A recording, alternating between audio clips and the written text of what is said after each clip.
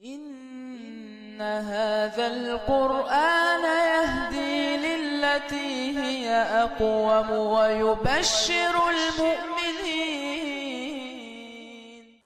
اعوذ باللہ من الشیطان الرجیم، بسم اللہ الرحمن الرحیم۔ الحمد للہ رب العالمین، والصلاة والسلام علی رسولہ وآلہ الطیبین الطاہرین المعصومین الذین اذہب اللہ عنہم الرجس وطہرہم تطہیرا، ولعنۃ الدائمۃ علی اعدائہم اجمعین۔ اما بعد، بسم اللہ الرحمن الرحیم۔ انا انزلناہ فی لیلۃ القدر وما ادراک ما لیلۃ القدر۔ قرآن مجید میں تدبر قرآن کی روشنی میں اور روایات کی روشنی میں، اسی موضوع کے ساتھ دوسرا جلسہ آپ کی خدمت میں حاضر ہے۔ پہلے جلسے میں تدبر کی اہمیت کے حوالے سے عرض کیا گیا، تدبر کی تعریف لغت کے اعتبار سے اور اصطلاح علماء کے اعتبار سے اس کو بیان کیا گیا۔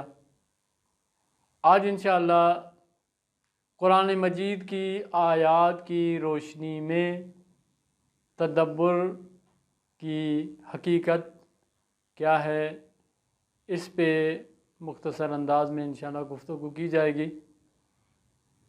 عزیزان گرامی، قرآن مجید جو ایک کتاب ہدایت ہے اور خداوند متعال نے اپنے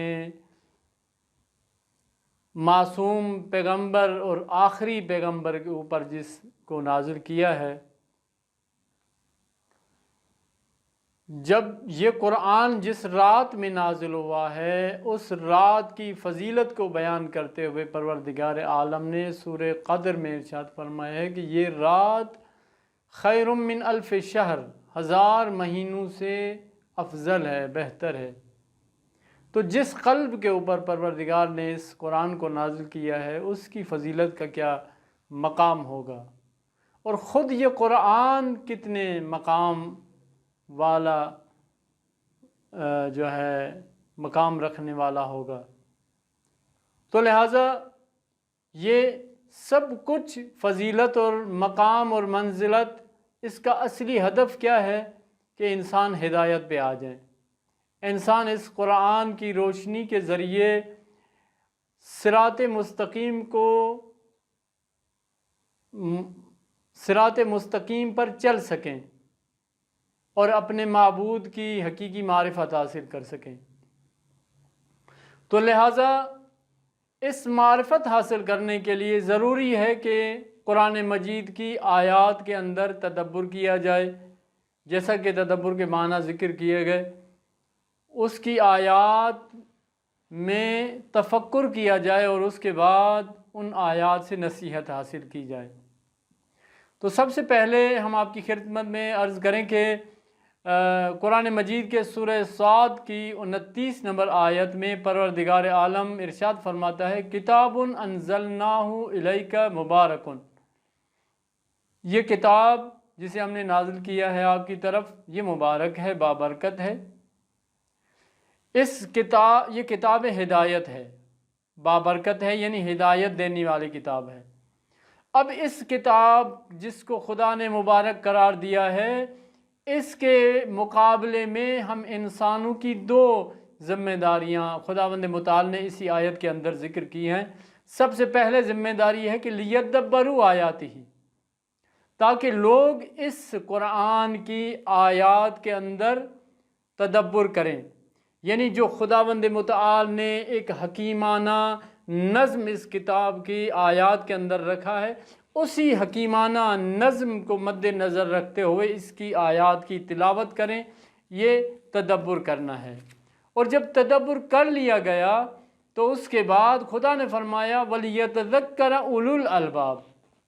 تدبر کرنے کی دعوت تو سب کو ہے، لیکن کون لوگ تدبر کر کے اور اس کے نتیجے میں اس سے نصیحت حاصل کرتے ہیں، وہ صاحبان عقل ہے کہ جو خدا فرما رہا ہے کہ وہ لوگ اسی قرآن کی ان آیات سے اور انہی کی اسی تنظیم اور نظم کے ذریعے سے نصیحت حاصل کرتے ہیں، ہدایت حاصل کرتے ہیں۔